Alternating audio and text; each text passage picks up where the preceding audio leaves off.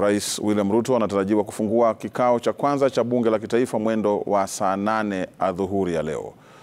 Mwanahabari wetu Chemutai Goin na Sam Gituku wako katika majengo ya bunge na sasa tunaungana nao ili waweze kutupasha matayarisho ambayo yapo tayari kwa ufunguzi huo wa bunge la kitaifa hapo majira ya saa 8. Goin. Swale, tunaendelea kuona tu baadhi ya wabunge wakifika hapa majengo ya bunge wakisubiri ifikapo saa 8:30 basi Rais William Ruto atafika hapa ndipo atakapofungua rasmi vikao vya bunge la 13, na tumeona baadhi ya wabunge kutoka mirengo yote mawili. Tumeona wale wa Kenya Kwanza, pia tumeona wale wa Azimio wakiwemo mwenyekiti wa chama cha ODM John Mbadi, na pia tumeweza kuona baadhi ya wabunge wa mrengo huo ambao wamefika hapa, wote wakisubiri kuona hotuba ya rais itakuwa na masuala yepi. Tunajua kuwa atatumia hotuba hiyo ambayo ni ya kwanza kwake katika tangu yeye kuchaguliwa kama rais. Ataitumia kueleza ajenda yake, kwa sababu tunajua kuwa kuna baadhi ya zile miswada ambayo anataka ibadilishwe wakati ambapo bunge litaanza vikao vyake. Tumezungumza na baadhi ya wabunge na kuna wale ambao pia wanasema wanataka angazie lile swala la CDF ambalo tunajua kuwa limeleta tumbo joto baada ya mahakama ya upeo kusema kuwa ilikuwa kinyume na sheria na ilifaa kufutiliwa mbali, na tumeona baadhi ya wabunge wakiitetea wakisema imeweza kusaidia wengi na baadhi ya wanafunzi hasa kwa kulipwa kwa karo. Kwa hivyo pia wabunge hao wanasubiri masuala hayo kuja. Tulikuwa tumewaambia hapo awali kuwa kuna lile swala la kubadilisha sheria ambayo inadhibiti masuala hapa bunge, ile tunasema standing orders, na kuwa kundi la Kenya Kwanza ama Rais William Ruto alikuwa amesema kuwa anapendekeza kuwa ifanyiwe mabadiliko kidogo ili waweze kuruhusu mawaziri kufika bungeni kuweza kujibu maswali kuhusu yale ambayo yanaendelea katika wizara yao, akisema kuwa hii itachangia pakubwa kuhakikisha utekelezaji wa kazi unafanyika. Kwa hivyo swale ni masuala mengi ambayo yanaendelea kuibuka kule nje. Wanajeshi tangia asubuhi wamekuwa wakifanya ile tunasema practice mazoezi kidogo kuhakikisha kuwa ifikapo saa 8 basi wataweza kuandaa hiyo gwaride la heshima, na ni gwaride la kwanza la Rais William Ruto, ambapo pia wengi wanasubiri kuona mwendo wake utakuwa vipi, utakuwa aste utakuwa na mbio. Kuna masuala mengi ambayo labda yatafurahisha wengi. Niko na mwenzangu hapa Swale Sam Gituku ambaye tumeweza kuzunguka na yeye katika maeneo kadhaa hapa katika majengo ya bunge. Labda kidogo atueleze pale amekuwa ni yapi ambayo amekuwa yakijiri. Naam, asante sana Chemutai, please.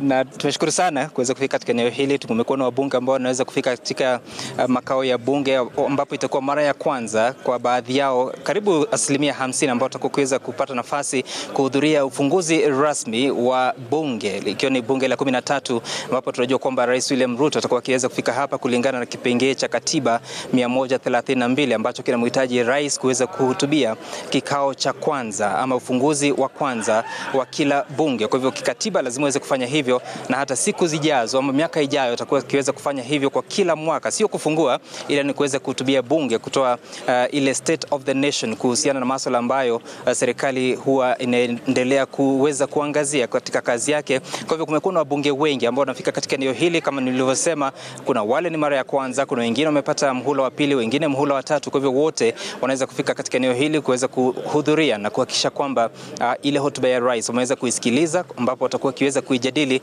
ifikapo juma lijalo. Na vile vile tunajua kwamba kutakuwa na swala la kuweza kuwahoji wale wameweza kupendekezwa kuwa ni mawaziri, baraza la mawaziri la Rais William Ruto, ambapo tumekuwa pia na Sam Ogina ambaye amekuwa akiweza kufuatilia swala hilo kuhusiana na jinsi kutakuwa na shughuli za kuweza kufanywa kuhakikisha kwamba kunakuwa na baraza la mawaziri. Sijui nitumie lugha gani, lakini wewe kulingana na uzoefu wako, kwa sababu sasa lazima kuwe na hili swala la rais kuweza kuhutubia kisha shughuli za bunge kuanza, ni yepi tutarajie hasa kuhusiana na swala la kuwashughulikia wale mawaziri, tukijua kwamba kuna baadhi ya wabunge ama maseneta wawili ambao wameweza kuteuliwa ama kupendekezwa kwa mawaziri? Gituku, rightly so. I think today is the president inaugurating parliament, and then now it sets in motion the process of parliamentary business. And of course, it comes after the president nominated his cabinet or cabinet nominees to various positions. And I think now, as I said, setting in motion of the exercise. So from today, now Parliament begins its sittings on Tuesday officially, and I think first things first, we need to demystify the elephant in the room, and that is who is the majority. Because that is a key puzzle on the formation of three critical committees of Parliament, of the National Assembly. That is the House Business Committee that sets the agenda or the calendar of the National Assembly. There is the Committee on Selection and the Committee on Appointment. And these committees, largely, it is the leadership of Parliament that sits in these committees. And one of the committee actually will be tasked with the vetting of the cabinet nominees. And so after, of course, unraveling who's the majority leader and who's the minority leader in the National Assembly, then that will inform the composition of these committees. Of course, we know the House Business Committee is chaired by the National Assembly Speaker. So, as I said, those three critical committees, once they are formed, then we are ready to go, or the National Assembly is actually ready to go to begin the exercise of sifting through the cabinet nominees of the president. And rightly, as you said as well, the president said that he would like to have a scenario whereby cabinet appointees are able to come to Parliament and answer questions directly from members of Parliament. Remember that the last Parliament, it was committees doing that job. Members of Parliament will be summoned to various committees, and then the committees will make recommendations and report back to the National Assembly. A very tedious exercise, as it were. So I think he just wants to shorten that process, cut the bureaucratic tape that is there, and just have members of cabinet members actually to move forward and be able to answer questions directly from concerned parties or concerned parliamentarians on issues that they think or deem fit to ask or to query. So that is, I think, the situation. And maybe Gituku, I see a number of parliamentarians are flocking in, probably just to give us their overview and the perspective. I'm joined by the Belgut Member of Parliament, Koech. Yes, so today is a very critical day here in Parliament for the 13th Parliament. Of course, we expect the President to officially inaugurate Parliament, but of essence is really setting in motion his agenda. So probably from where you sit, what is your expectation of the President's speech? From where I sit, largely, I will expect the President to, most importantly, address the issue of CDF, his position, what his thoughts are. Of course, there is that ruling that has been made, but his goodwill is very necessary. That's number one. Number two is the issue of insecurity. We've largely had some form of insecurity in some section of Rift Valley, some section of the country. I hope the President will also mention something on that. We have the issue of hunger. There are sections of this country, actually more than 4 million people on the verge of starvation. The President also needs to mention that. And then now address his agenda. Yesterday you saw what he did, the unprecedented reduction on Fuliza, which many hustlers were waiting for. We also want to hear his hustler speech. It is going to be extremely entertaining to listen to how he's fashioned his speech, what it has for the people out there, the people, Mama Mboga, Muntu wa Boda Boda, and that is a speech that we expect from the President today. So I expect largely that his speech will mention on those things that the people of this country were told during the pre-election. Mheshimiwa, even as the President makes his speech, you know, you guys, I mean parliamentarians, are actually the engine of the President's agenda. Without Parliament, then clearly it will be wishful thinking for the President. Is there goodwill in Parliament? There's goodwill, largely. I mean, I interacted with my colleagues even before I came for this interview. I've been interacting with most of my colleagues. You know, it's not politics anymore. We want to serve our people. The interest of every member of parliament is not even the parliament. It's not even the executive. The major interest of a member of parliament is to serve the people who sent us to parliament. That is, yeah. So there's largely goodwill, and we hope to work with our colleagues from across the divide. Thank you so much. Maybe mwenzangu hapa Chemtai going aje kwanza ni kupashe kipaza sauti uendelee na lugha ya Kiswahili tafadhali. Swali kidogo hapo tulikuwa tunawapa mchanganyiko kidogo. Kuna wale ambao wanaelewa Kimombo, kuna wale ambao wanaelewa Kiswahili, na sasa pia tunaungana na mbunge kutoka kaunti ya Bomet. Tueleze kidogo, umechaguliwa katika uchaguzi wa Agosti na leo Rais William Ruto anatarajiwa kutoa hotuba hapa. Labda wewe kama mbunge na unaweza jitambulisha ili Wakenya pia wakujue, matarajio yako kuhusu hotuba yake ni yapi? Asante sana Jemutai. Kwa majina naitwa Richard Diegon, mbunge wa Bomet East, and matarajio yangu kwa hotuba ya rais ni kwamba kuna vitu mingi inaendelea saa hii kama hiyo ya insecurity. Lazima mimi nafikiri atakuja kuongelea juu yake. Alafu tena the bottom up agenda. The bottom up agenda is going to atakuja kutuambia pia, kutuelezea vile tutaendeleza pamoja ili tusaidiane ili nchi iendelee kiuchumi. Kwa sababu uchumi saa hii unaona kila mtu analalamika, maneno ya mafuta imeenda juu, bei ya chakula imeenda juu tena. Alafu tuangalie vile tunakuja kusaidiana. Unaona vile rais tena vile ametoa mbolea kwa wananchi. Alafu I think tutakuja kupata chakula kwa wingi hivi karibuni. Asante sana. Labda kabla ni kuruhusu uondoke, kuna ile swala la CDF ambapo wengi wanauliza itakuwepo haitakuwa, na wewe tu umeingia tu bunge sasa. Je, kwa msimamo wako, msimamo wa mahakama ya upeo, unaona ni kama ni haki? Hiyo si haki kabisa. Hata wabunge, kila mtu, wananchi huko mashinane wanatuambia lazima CDF. Hata kama jana nimetoka Jumapili kutoka nyumbani, wananchi wanasema hapana, hii tumeona kazi CDF imefanya, na lazima sisi wote wabunge kutoka mrengo wa kushoto na kulia wote wanaungana mkono ili hii maneno ya CDF iendelee. Asante sana mbunge. Na sasa kidogo tuungane na viongozi kutoka magharibi mwa nchi, na labda mmefika hapa ambapo Rais William Ruto anatarajiwa kutoa hotuba yake ya kwanza kwa bunge, na anapofungua bunge ili kuiruhusu sasa kuanza kuendesha shughuli zake za kuangalia masuala ya sheria na mambo kadhaa. Labda kwenu kufika hapa, kwanza matarajio yenu ni yapi, ama mmefika hapa kwa mujibu wa nini?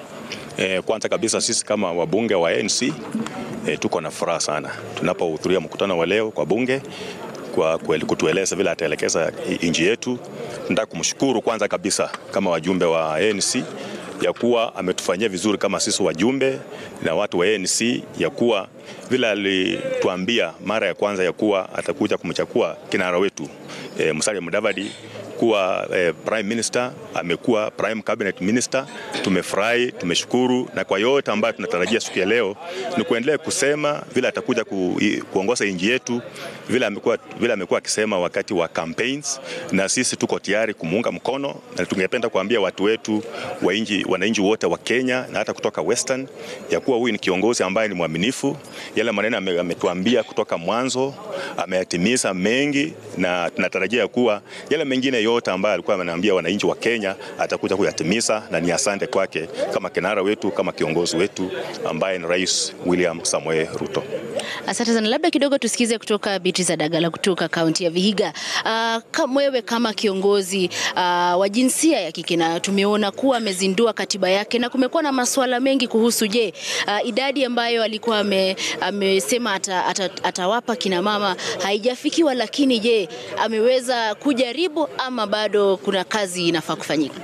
Asante sana. Mimi ni Adagala Bitrus, woman MP Vihiga County, National Chair ANC. Ningependa kusema asante kwa rais wetu mpendwa William Ruto kwa sababu alitujali sisi kama chama cha ANC, akachagua party leader wetu kama prime cabinet secretary. Na tena vile umeniuliza kuhusu akina mama, mimi mwenyewe nilisaini kwa mkataba wa Kenya Kwanza ya akina mama, na mimi nimefurahi kwamba at least wakina mama wako kipaumbele.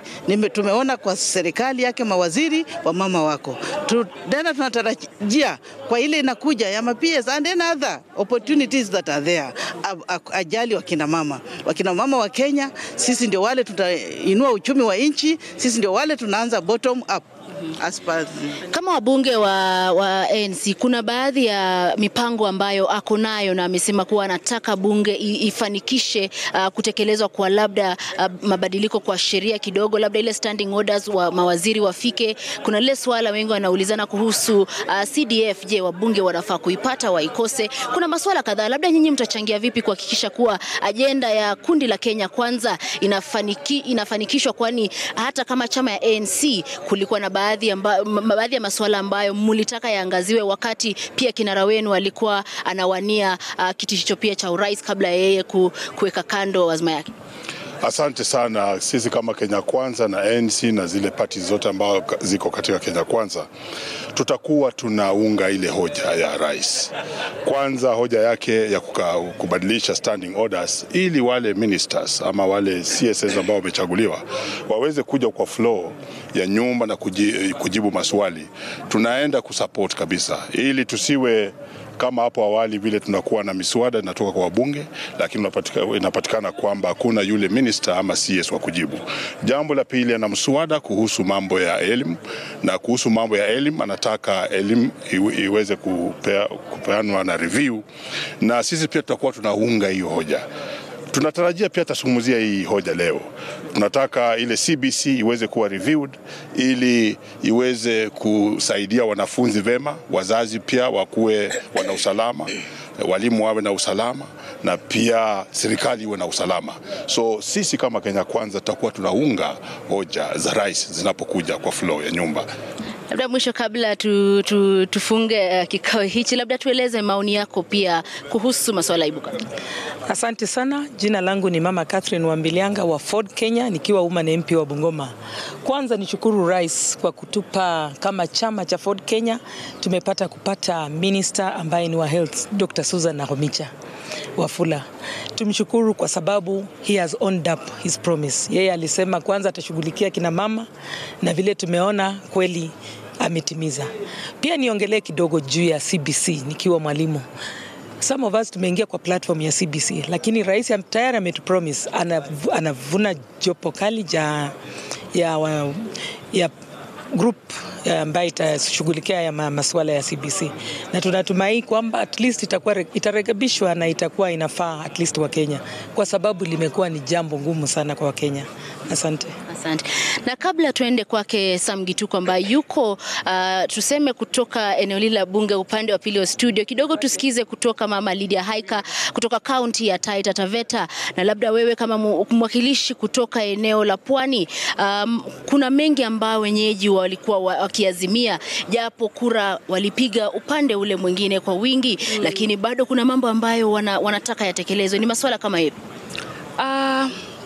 Nashukuru kwa fursa hii, na nataka kwanza ni kama mjumbe ambaye natoka Taita Taveta na ni Pwani, nitangulie kwa kumshukuru rais wetu kwa kutupatia mawaziri wawili kutoka Pwani.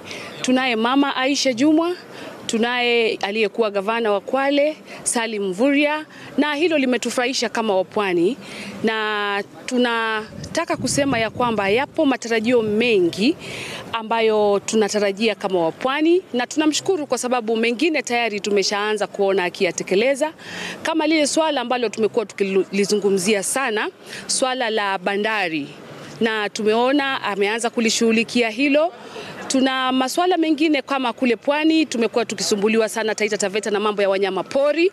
Tunataka kuona ni vipi tutaenda kupata suluhu. Sasa hivi Kenya hii na kuna sehemu nyingi sana kuna watu wana shida ya njaa. Unaweza kuta Taita Taveta kuna sehemu ambapo wana njaa, na si kwa sababu ya kuwa hawakulima ama hakukuwa na mvua sehemu zingine. Kuna sehemu kulikuwa na mvua na walilima, lakini wanyamapori waliingia mashambani na wakaharibu mimea.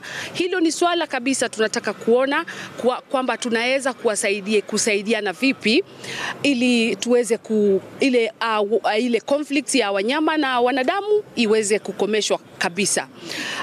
Jambo lingine pia ningependa kuona leo naibu rais wetu akilizungumzia ni kwamba ni masuala ya tumekuwa tukizungumzia sana masuala ya watu ambao wanaishi maisha ya chini, wale mahustlers. Kwa hivyo na tumekuwa tukisema kutapatikana ile pesa ya hustlers fund, inaitwa hustler fund. Ningependa kuona kwa sababu nimeona msimamo wake bado uko dhabiti kabisa kuweza kuhakikisha kwamba wale watu wa chini, mama mboga, boda boda na wale wote tumekuwa tukiwazungumzia wakisaidika. Basi ni mapendekezo gani leo anaweza kuyataja ambayo tunaweza kuyafanya kupitia mswada mbalimbali ili tuweze kuona kwamba hiyo hustler fund imeenda mara moja kuanza kusaidia wananchi kama vile tulivyowaambia wakati tulikuwa tunatembea nao, nazungumza nao. Asante sana. Na labda kidogo Mheshimiwa Mpuri Aburi kutoka kaunti ya Meru. Umefika hapa kama mbunge na labda katika hotuba hiyo ya kwanza kuna swala ambalo labda ungependa kuangaziwa. Tumeona kuwa kaunti yenu ya Meru imeweza kupata mbunge waziri mteule ambaye alikuwa anawania kiti cha ugavana Mithika Linturi. Kwanza nafurahia na support rais kwa sababu ya kumtagua Mithika Linturi akiwa CS wa agriculture, kwa sababu hiyo kiti ilikuwa Meru na bwana Peter Munya. Na amenelea irudi Meru. Kwa hivyo mimi nikiwa Mpuru Mtaburi na support haya nasema asante na shukrani kubwa sana. Ingine ni hii, ningelipendelea rais akija hapa kwa sababu alisema serikali yake itaundwa na watu wa bodaboda, itaundwa na watu wa wheelbarrow, itaundwa na mama mboga, na akasema kwamba hospitali itakuwa kutoka matajiri na maskini watakuwa equal wote na hakuna malipo. Na ingine akasema kwamba kutoka primary school mpaka university itakuwa ni free, kwa sababu hiyo ndio kitu ambaye inaumisha wana school ground. Tungefurahia kwamba ile manifesto yake ambaye alikuwa anazunguka nayo kufanya campaign aitimishe. Mimi niliingia na chama NOPEU, National Ordinary People Empowerment Union. Mimi ndio mjumbe wa kipekee nikiwa katika bunge hii, ya kwamba sina vita na serikali. Nilikuwa support Azimio na Azimio ilizindwa, na kama ilizindwa kwa Kimeru nasema kwamba atakaoa mama yako ndio baba yako, ya kwamba sasa baba wa Wakenya ni William Ruto na tunafaa tumsupport kipindi ya miaka 5. Kwa hiyo kipindi ya miaka 5 akitimisha harudi tena, kama atimishi tunamtoa, lakini wazaizi ni mapema kuanza vita na serikali. Ndivyo nasema kwamba mimi nikiwa Mpuru Mtaburi ya kwamba na support serikali, lakini wajue ya kwamba sisi wa Kenya tunaangalia macho mawili, eti ya kwamba hani mlituwaindia wakati wa kampeni, lazima mtimishe, lazima mdumishe na mdumishe amani katika nchi yetu ya Kenya. Ingine ni hii, katika Meru community watu wengi wanafikiria kwamba Meru ni matajiri ya mayai na kahawa na kila kitu, lakini kuna pande zingine ambaye hawana chakula. Ukiangalia upande wa Nyambene, Igembe Central pande ya juu hakuna chakula. Tigani hisi kupata Mudhara Karama pande ya chini hakuna chakula. Ukiangalia Igembe North upande wa juu hakuna chakula. Ukiangalia upande wa Tharaka hakuna chakula. Ndipo nasema kwamba yale malori William Ruto, tunaona wewe mwenyewe una launch malori ya chakula ikienda kona na kona. Tafadhali kumbuka pia Meru ina njaa. Mimi sina mengi na sina vita na serikali, lakini tutakuwa tunaangalia kwa umbali kwa sababu mimi niko katika opposition. Yes. Asante sana. Maoni hayo Swale ni kutoka Mpuri Aburi kutoka kaunti ya Meru, na unasikia alichaguliwa na chama chake na ni mbunge peke yake wa chama chake. Hata hivyo ametoa changamoto kwa serikali ambayo inahudumu sasa kuhakikisha kuwa masuala ambayo waliweza kuangazia wakati walikuwa wanasaka kura yanaangaziwa. Mwenzangu Sam Gituku najua amejiandaa upande wa pili wa studio kutoka upande huu wetu, na labda kidogo ana mawili matatu ya kuangazia kabla Swale kurejea kwako. Sam? Na asante sana mwenzangu Chemutai Goin. Niko katika upande huu mwingine ambapo waheshimiwa wanaweza kufika katika eneo hili. Kuna baadhi ya viongozi ambao wanaweza kufika katika eneo hili ambao tutakuwa tukiweza kuzungumza nao, lakini eneo ambapo niko katika jukwaa ambalo litakuwa likiweza kumpokea mgeni mheshimiwa. Hapa ndio mapokezi ya wale wageni ambao watakuwa kuweza kufika katika eneo hili. Wataweza kutulia kidogo kisha wataweza kuelekea upande wa ndani ya bunge, na vile vile kutakuwa na wale ambao ni wanajeshi katika eneo hili ambao watakuwa kiweza kuongoza lile gwaride la heshima. Kuna kiongozi ambaye sasa amekuwa mbunge wa Garissa Town ambaye ni Garissa mjini, Aden Duale, kisha ameweza kuweza kupendekezwa kuwa waziri wa ulinzi. Pongezi kwanza, na hatujaweza kukusikia ukisema hisia zako baada ya kutajwa kwamba utakuwa waziri wa ulinzi. Mimi nilisema nilikuwa katika vuguvugu wa Kenya Kwanza. Mungu ni mkubwa. Tulipata pingamizi kubwa, blocks and serious challenges, but the Almighty God works in His own miracle, and I want to thank His Excellency the President, not only now, for always giving me an opportunity to serve the people of Kenya in different capacities. In 2007, I remember I joined with him ODM, and he gave me an opportunity to serve as a deputy minister. And 2013, as a member of URP, he gave me another opportunity to be the first majority leader. And now again, he has given me an opportunity to be part of his government and help him in secure our borders. I want to assure the people of Kenya that I will be loyal and I will deliver the way I used to deliver in the House. Yes, in my new docket, if the House approves me. Yes, but for now I'm the member for township. That's why I have my seat as a ranking member still in the House. Yes. And there's an interesting thing you just said, that he gave you an opportunity to serve as an assistant minister. I thought that time it was under the leadership of Raila Odinga as the Prime Minister. Yes, but I joined ODM under the influence of William Ruto. Majority of us from the pastoral community. That is his constituency then and even 2013. Okay. So I joined ODM through William Ruto. And of course the credit goes to the former Prime Minister and him who was a member of the Pentagon. And so he gave me an opportunity a number of times. This is the third time. Yes. And of course, the position of defense is such an important and very crucial because you will also sit in the National Security Council. Yes. I don't know whether you have any thoughts about your initial agenda that you'd want to see in that ministry. No, you know, I participated in the new constitution. So I know the space for the defense. I know the space for the National Security Council within the constitution. I participated in an enactment of the Kenya Defence Forces Act. So I have been a leader of majority and worked with all ministers. So at least I have a wealth of experience on how government works. And I am sure under the able leadership of President William Ruto, the men and women he has appointed, we have a difficult job. He's a workaholic. And we pray to God. And we're all God-loving people, so God will also help us. We must change our country. Right. Yes, we must secure. For me, I think there's a lot on the table, but I wait for my colleagues. I participated in vetting and approving many public and state officers, so it's now my chance to face the House. Yes, and I'm ready. I don't know how you're preparing, but also, do you require to step down from the Garissa Township membership, I mean MPship, or you have to wait until you're cleared? No. I will resign from my seat the moment the afternoon that the House approves my name. Then I'll tender my resignation. Is that the procedure? That is the procedure. I remember my good friend and my elder, General Kaiseri, was in the chamber when we were discussing his approval already. So this is a procedure. But for the Speaker, it's different. The new constitution anticipated, and the framer said the Speaker to resign before he formally presents his application as a Speaker.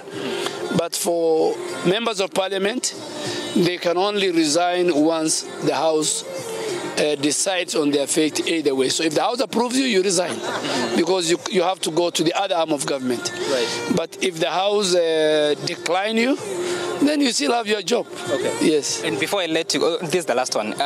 So we've seen a list of at least 16 politicians being proposed to join cabinet. From your experience, vetting a committee that was heavily technocratic in the first presidency of Uhuru Kenyatta, what are those lessons that would make President William Ruto now go for more politicians than technocrats?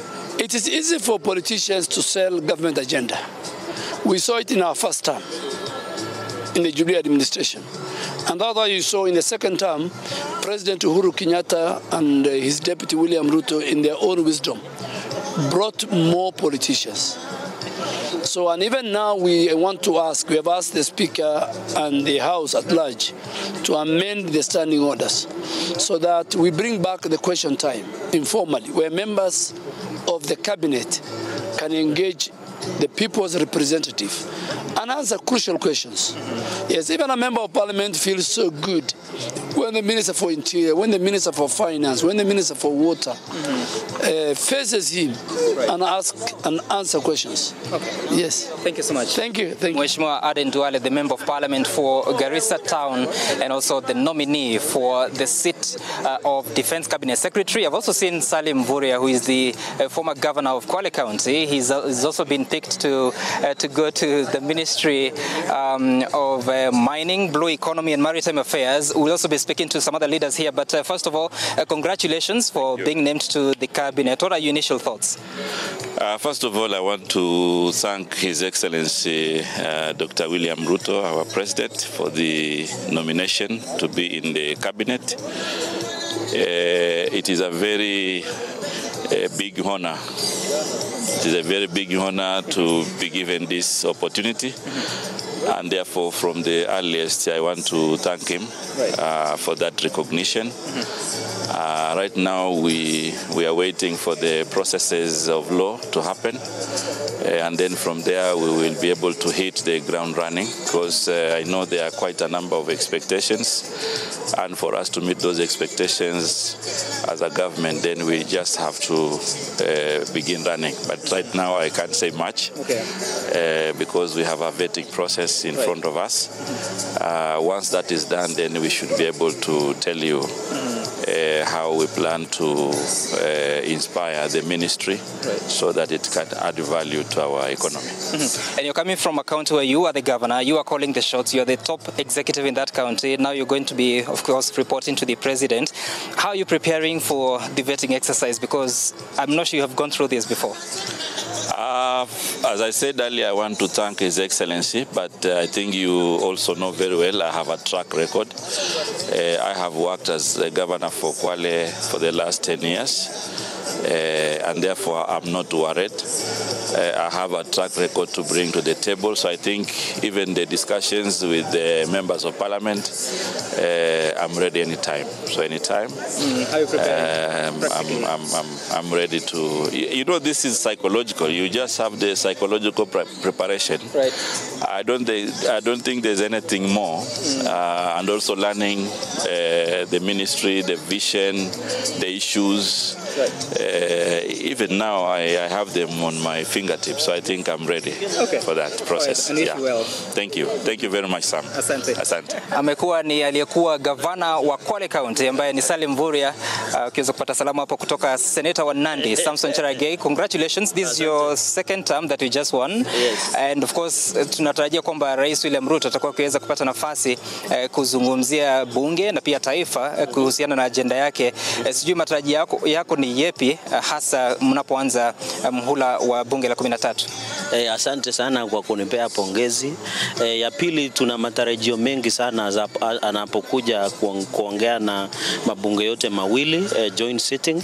Jambo ambalo natarajia rais aweze kuhutubia taifa kuhusu ni mambo ya vision yake ama agenda yake ya miaka 5 ijayo. Ya pili, aguzie mambo ya masuala ya madeni. Najua tuko na deni kubwa kama taifa. Ya tatu, aangazie mambo ya gharama ya juu ya maisha. Ya nne aweze kutoa ile agenda. Unajua kwa ile under the constitution lazima atoe zile reports ama legislative na policy intervention. So hiyo ni matarajio yangu na mambo ya usalama katika taifa letu la Kenya, hasa ikizingatiwa North Rift ambapo mimi natoka, hasa Kerio Valley tumekuwa na changamoto ya mambo ya insecurity, na nafikiri hayo yatakuwa masuala makubwa na mazito ambaye natarajia Rais William Ruto ahutubie taifa kuhusu. Siku chache zilizopita ni kusikia ukisema kwamba mtapata flag katika kaunti ya Nandi. Mlipata waziri? Nafikiri ingawa hatujapata waziri ni ya kwamba bado appointments zinaendelea, na unaojua bado kuna makatibu, kuna wale mawaziri wasaidizi ama chief administrative secretary, na bado tutapata katika PS na chief administrative secretary. Lakini kusema baraza la mawaziri ambao naibu wa William Ruto rais, tumechanganyikiwa kidogo kwa sababu hatujazoea Rais William Ruto ni baraza ambalo ilikuwa delicate balance, ilikuwa waandike regional balance, uangalie mambo ya wale mikataba. Unajua kulikuwa na mikataba na ANC, UDA, chama na kazi, maendeleo chap.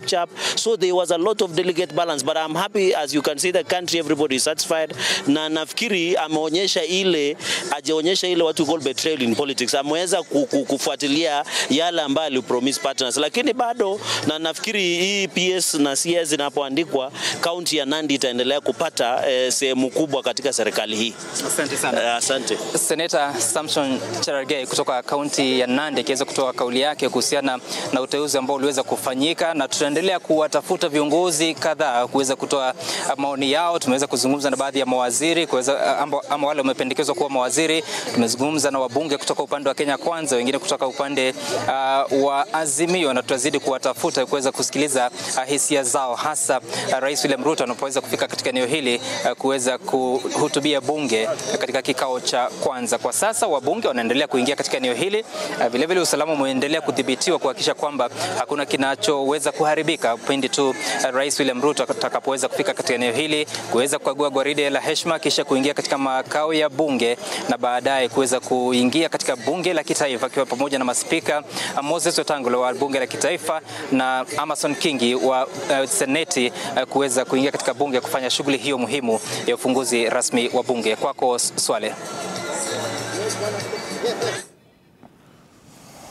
Naam, hao ni waandishi wetu wa habari Goin, Gituku pamoja na Agina wakiwa katika majengo ya bunge kutufahamisha kuhusu matayarisho ya ufunguzi wa bunge la 13 ambao utafanyika alasiri ya leo, utafanywa na Rais William Ruto hapo baadaye. Hapa studioni sisi tutapata fursa ya kuweza kumeza mate kabla ya kurejea na taarifa.